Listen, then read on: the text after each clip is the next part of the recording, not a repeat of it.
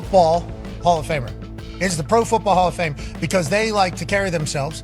And we have met all the people that operate the Hall of Fame. These people love ball. They love the Hall of Fame. But it precedes the NFL, so it's Pro Football Hall of Fame over there in Canton. It's a lot of things, the history of the game and everything like that. The people that do the voting for who gets in there, it certainly feels like are kind of getting exposed right now for maybe, holding some personal biases against people instead of, just giving out a vote of who should be in the Pro Football Hall of Fame. Bill Belichick, if he's not a first ballot contributor, because it's players and then there's like contributors. This is where coaches, GMs, contributions to the game. I think Madden went through this and also as a coach. I think that is how he went through. So there's different categories of how you get in. Coaches, GMs, and contributors, I think, are in their own kind of sphere, their own world.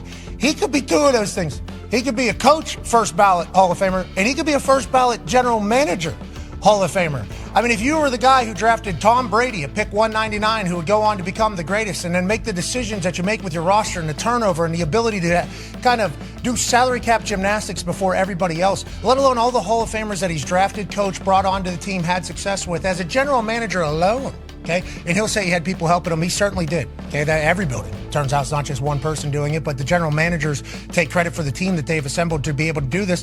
He would be first ballot Hall of Famer if you put his resume up just as a general manager. And then you go for a head coaching thing. That's what are we even talking about here? He's the guy. A lot of people have said, the Lombardi is certainly a good title. Mm-hmm. Everybody's hunting the Lombardi. Oh, yeah. Lombardi is an absolute legend. There's an argument to be made that should be called Belichick. There's a conversation about his name potentially being on the trophy that you win whenever you beat everybody else in the league. And it's been a fascinating thing. Feels like everybody in the ball world has the same opinion. Feels like some of these media people high horsing a little bit. Mm-hmm. Some of these people that have the power to write legacies, the power to change trajectories, the power to decide whether or not you're a first ballot or a second ballot or a Hall of Famer at all, maybe feel as if they're holier than thou. Maybe the way they see life is the only way to see life. Maybe the way they want things to be handled is the only way for things to be handled, because Bill Belichick was never really nice to the media. I mean, that was not No, not his thing. What's your tattoo you have on your bicep? We're on to Cincinnati because they kept asking him about the previous game that they lost very poorly against Kansas City, and he just responded to every single question. We're on to Cincinnati. Yeah, and every other press conference that he had, he was very joyful with the media, right? He loved talking to them. Yeah, he wouldn't eviscerate them. He actually just decided to completely render them indifferent and not even answer their questions. And that was just local people, national? Was that who was that? That was across the board. You could go from preseason week 1 all the way till Super Bowl media week. Okay, so that's potentially who makes up a large portion of who's doing the vote, because it's one writer from each city, I do believe. Then there's a select group of national reporters who cover the game that are selected to do the voting, and then there's a senior at large where Bill Polian, I believe Tony Dungy, a couple others, they also are in on the voting thing. Now, there was some mixed reporting last night that Bill Polian was the one that was fighting against it because Spygate, they did what we thought they did. They did the unthinkable. And as a person that was in a training camp, and Bill Polian drafted me, so I'm very thankful for what Bill Polian did in my life. He saw me as a punter when I didn't think I was going to be a punter, but getting a chance to kind of watch him operate in training camp whenever we were outside, there was multiple conversations that happened about maybe a plane flying a little bit too low or too slow. That's Belichick. Somebody sitting in the crowd, okay, with a hat on, looking a little bit too interested. That's Belichick. There was a ultimate kind of fear that there was somehow getting hacked. There was something happening from the team up in New England. So whenever it comes out that Bill Polian was standing on a table basically saying, we aren't letting him be your first ballot for our thing, and maybe others follow suit because he do that, I was fascinated, but I thought it was believable. Then there was an immediate report afterwards that said, just talk to Bill Polian. He said, absolutely not. That's totally and categorically untrue. I voted for him. Then there was another article that came out from Don Von Natta Jr., who was at the bottom of this entire thing. Yep. And he says, Bill told me, man, I don't remember it like that. But then he also said 95% sure he voted for him. Bill Polian, I will say, and I'm just learning he still does radio. He's the man who drafted me. Obviously, I watched tail end of his career as well, whenever the Colts thing there. Interacting with him right now, I don't know if Bill Polian 100% knew that he was going to be on the record whenever he's talking to Don Van Noten. Now, Don Van Noten, a good journalist, probably told him he was going to be on the record, but Bill Polian, I 95% sure. I don't know if Bill Polian knew for sure that everybody was going to immediately go, bullshit, we know that you didn't do it. And then now the question leads, to get into the Hall of Fame, you have to get 40 of 50 votes. Okay, we know who the 50 voters are. That's been projected everywhere across the internet now. Yeah. Because everybody would like to know who doesn't deserve to have a say in this thing. Who are the people that get a vote for the Hall of Fame, which is a massive ordeal for everybody that plays in the sport. Who is mistreating or who is disrespecting their position in having the say in the matter?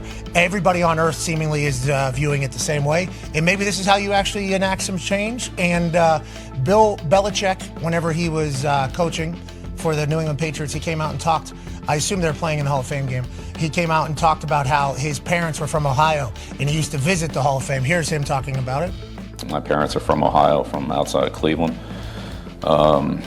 And so we regularly went to the Hall of Fame in Canton. And my dad knew a couple of the people there that, he had known from his Ohio connections. And we would go down into the basement of the Hall of Fame, and they would show us their collection of books, which was, other than the Library of Congress, I think it's the largest collection of football books. You're talking about a guy who loves ball, Yeah. loves the Hall of Fame. And I think he understands the Hall of Fame isn't its voters. The Hall of Fame is the museum that is kept by people who love ball. But it's certainly an interesting thing as somebody who loves history of ball, knowing that he's not going to be a first ballot. We reach out to Bill. Sounds like Bill is still a massive fan of the Hall of Fame, understands the history, the tradition. I think he didn't really say that he was confused by it all, but he certainly wasn't, he wasn't like up. He wasn't letting, they were recruiting. Mm-hmm. I mean, he was out recruiting. He's just going to kind of move on. I think that's what Bill Belichick kind of does in this entire thing. But it has provided an opportunity for a lot of people who have a lot of respect for Bill Belichick to come out and go to bat for him when maybe over the last year and a half or so, they have felt a little shy to do as such. So this has really seemingly been the one where everybody's kind of like, man, they've been kind of burying this guy for a long time. And then all of a sudden, he's not. So Bill Belichick's not a Hall of Famer. Okay, it kind of feels like the one that kind of tipped the thing where everybody's like, we need to stop the disrespect and the slander of Bill Belichick for what he did in New England. So in the end, I think publicly this might be a good thing for Bill Belichick that's happening because everybody's kind of rallying around it.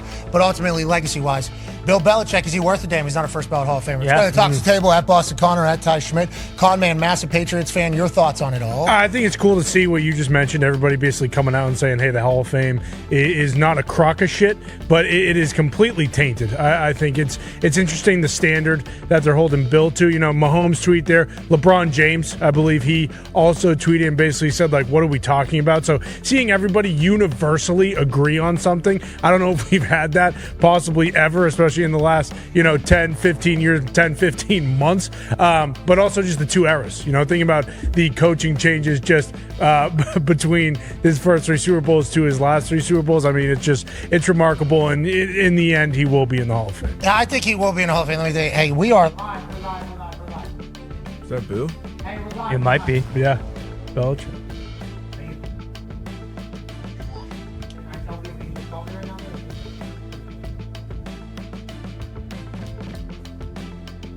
Brock Lesnar just called. Oh, shit!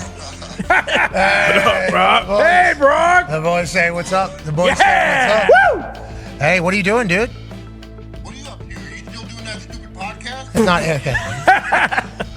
It's a show. It's a full show now. We're doing a full show all the day. Yeah, all the time. What are you doing? I was just calling to see what's up, man. Well, I'll hit you back sometime. It's great to hear from you. It's great to see you. What are you doing? You look like you're in great shape. I'm always in great shape, man. No, I'm heading to the Royal Rumble, boys. I'm gonna win it. Oh, you're in the Royal Rumble? You're in the Royal Rumble? I'm going. Yes, sir. Okay, are you prepared? Are you ready? We haven't seen you do much, right? Have we? Have we seen No. you? No. I might have missed. I haven't seen you do much. Are you ready? That's a lot of dudes. 30 men. 30 dudes. You being one of them. Are you ready to get your... a lot of young bucks out there too, Brock. A lot of young bucks out there, Brock. I'm in shape, brother. I'm in shape. We're gonna do this. All right. Safe travels. I'll call you back. Bye, man. All right, see you. Oh. That's big What a news. legend. That's big news. Breaking.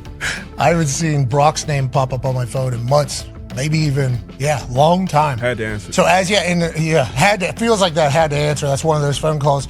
So great to hear from him. And then him just being like, hey, I just called to say what's up, dude. How you doing? Life good?